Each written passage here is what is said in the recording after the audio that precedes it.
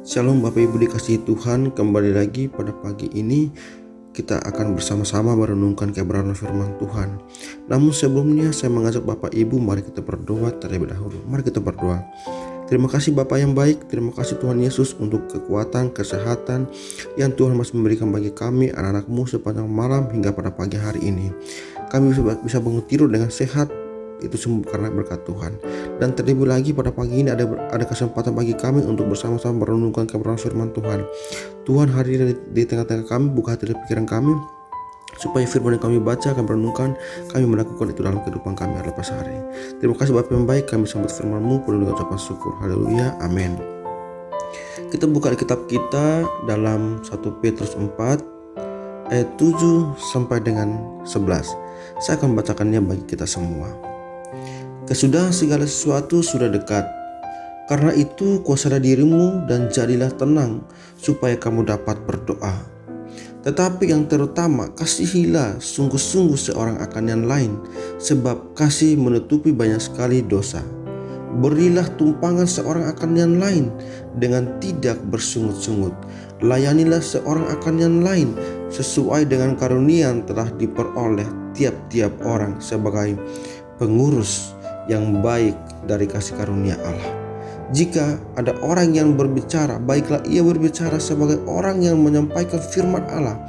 Jika ada orang yang melayani, baiklah ia melakukan dengan kekuatan yang dianugerahkan Allah, supaya Allah dimuliakan dalam segala sesuatu, karena Yesus Kristus ialah yang mempunyai kemuliaan dan kuasa sampai selama-lamanya.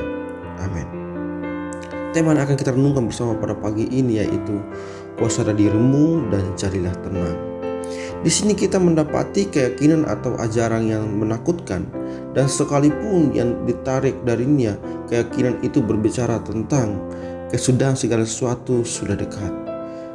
Keruntuhan menyedihkan jemaat dan bangsa Yahudi yang dinubuatkan oleh juru selamat kita sudah sangat dekat. Akibatnya masa aniaya dan penderitaan kamu akan segera terjadi. Kehidupanmu sendiri dan musuh-musuhmu akan segera mencapai akhirnya. Bahkan hidup sendiri tidak akan bertahan lama. Lautan api akan mengakhirinya, dan segala sesuatu akan ditelan ke dalam kekekalan tanpa akhir. Ada 4 hal perihal yang akan kita bahas bersama pada pagi ini. Pertama, perihal sikap tentang tenang dan berjaga-jaga. Karena itu kuasailah dirimu dan jadilah tenang. Ayat yang ke-7, biarlah pikiran dan akal budimu menjadi awas, tidak goyah dan mantap. Jagalah dengan ketat agar kamu menjauhkan diri dari segala kesenangan duniawi. Jangan biarkan dirimu terperangkap oleh dosa-dosa dan goda-godaan masa lalu. Ayat 3, supaya kamu dapat berdoa, usahakanlah agar kamu senantiasa dalam keadaan tenang dan mawas diri, sehingga layak untuk berdoa. Seringlah berdoa, kalau-kalau kesudahan ini akan menimpamu tanpa disangka-sangka. Lukas 21 ayat 34, Matius 26 ayat 40-41. Ketahuilah bahwa pertama, pertimbangan akan kesudahan yang sudah dekat merupakan alasan kuat untuk membuat kita bersikap bijak di dalam semua urusan duniawi dan bersungguh-sungguh dalam urusan keagamaan. Yang kedua, orang-orang yang hendak berdoa dengan suatu tujuan harus tenang supaya dapat berdoa. Mereka harus menjaga roh mereka sendiri, memperhatikan setiap peluang yang cocok, dan melakukan tugas mereka dengan sebaik-baiknya. Yang ketiga, mengatur atau menguasai tubuh dengan benar sangat berguna untuk mengerjakan kebaikan bagi jiwa. Ketika keinginan dan kehendak tubuh dikendalikan dan dikuasai oleh firman Allah serta akal sehat, dan semua minat menyangkut tubuh tunduk kepada minat-minat serta kebutuhan jiwa, maka tubuh itu tidak akan menjadi musuh melainkan sahabat dan penolong bagi jiwa. Perihal kedua, perihal kasih. Tetapi yang terutama, kasihilah sungguh-sungguh seorang akan yang lain. Ayat 8, inilah aturan yang mulia dalam kekristenan. Orang-orang Kristen harus saling mengasihi. yang menyiratkan rasa sayang kepada pribadi-pribadi, keinginan agar mereka sejahtera dan supaya sepenuh hati untuk mencapai kasih sayang kepada satu sama lain. Ini janganlah dingin, tetapi dengan sungguh-sungguh, yakni tulus, kuat, dan bertahan lama. Kasih sayang yang sungguh-sungguh semacam ini dianjurkan sebagai yang terutama melebihi segala hal, yang menunjukkan betapa pentingnya hal itu. Kolose 3 ayat 14, kasih lebih besar daripada iman ataupun pengharapan. 1 Korintus 13 ayat 13, salah satu akibat luar biasa yang dihasilkan oleh kasih adalah bahwa ia mampu menutupi banyak sekali dosa. Di dalam diri semua orang Kristen harus ada kasih yang lebih sungguh-sungguh terhadap satu sama lain dan terhadap orang lain. Kasihilah sungguh-sungguh seorang akan yang lain. Rasul Petrus tidak berkata supaya mereka mengasihi orang tidak percaya, para penyembah berhala, atau orang-orang murtad, melainkan seorang akan yang lain di antara sesama orang Kristen. Peliharalah kasih persaudaraan. Ibrani 13 ayat 1. Terdapat suatu hubungan istimewa di antara semua orang Kristen yang tulus. Ada sifat yang ramah dan menyenangkan dan baik di dalam diri mereka yang menuntut kasih sayang yang istimewa. Tidaklah cukup bagi orang-orang Kristen untuk tidak berbuat jahat atau saling menghormati begitu saja. Mereka harus saling mengasihi dengan sungguh dan sepenuh hati. Sungguh merupakan ciri kasih sejati untuk menutupi banyak sekali dosa. Kasih membuat orang cenderung memaafkan dan melupakan pelanggaran yang dilakukan orang terhadap diri mereka, untuk menutupi dan menyembunyikan dosa orang lain, bukannya memperburuk dan menyebarkannya. Kasih mengajar kita untuk mengasihi mereka yang lemah dan telah melakukan banyak kejahatan sebelum mereka bertobat. Kasih juga mempersiapkan belas kasihan Allah yang telah berjanji untuk mengampuni orang-orang yang mengampuni orang lain. Matius 6 ayat 14. Perihal yang ketiga, memberikan tumpangan. Ayat 9, artinya menjamu orang asing dan pelancong dengan ramah tanpa memungut bayaran. Mereka yang paling layak menerima keramahan Kristen ini adalah sesama orang Kristen juga. Kedekatan hubungan mereka serta gentingnya keadaan mereka dalam masa aniaya serta kesukaran ketika surat Petrus ini ditulis mengharuskan orang-orang Kristen saling memberikan tumpangan.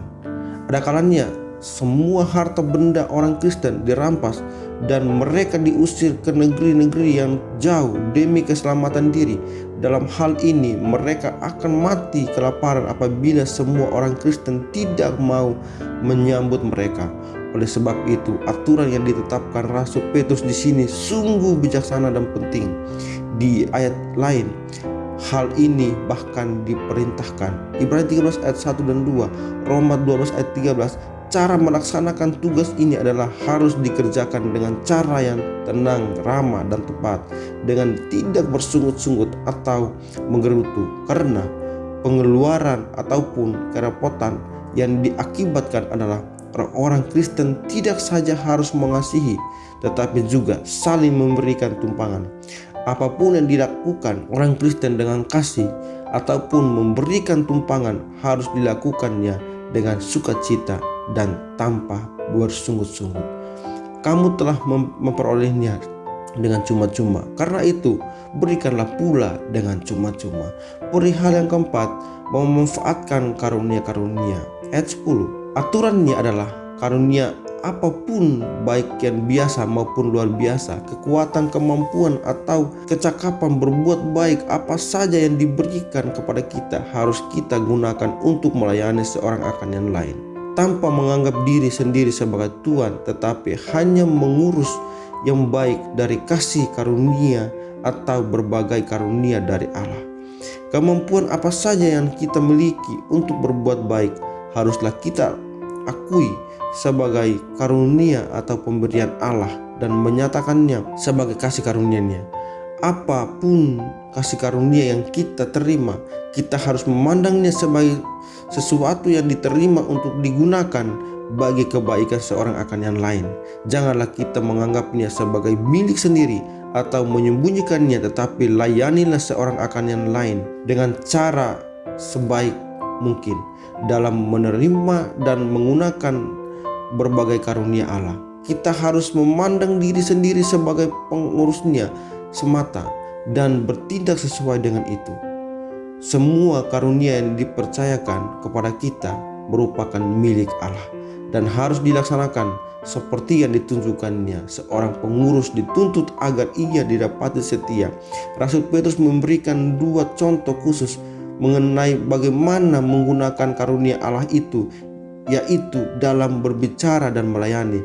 Mengenai kedua hal ini, ia memberikan aturan-aturan sebagai berikut. Pertama, jika ada orang baik, seorang hamba Tuhan di depan umum maupun orang Kristen adalah percakapan pribadi yang berbicara atau mengajar, ia harus melakukan sebagai orang yang menyampaikan firman Allah, yang mengarahkan jemaat kepada firman Allah yang menjadi pokok perkataan kita, apa yang oleh orang Kristen secara pribadi atau oleh hamba Tuhan di depan umum diajarkan dan disampaikan haruslah merupakan firman dan petunjuk Allah yang murni.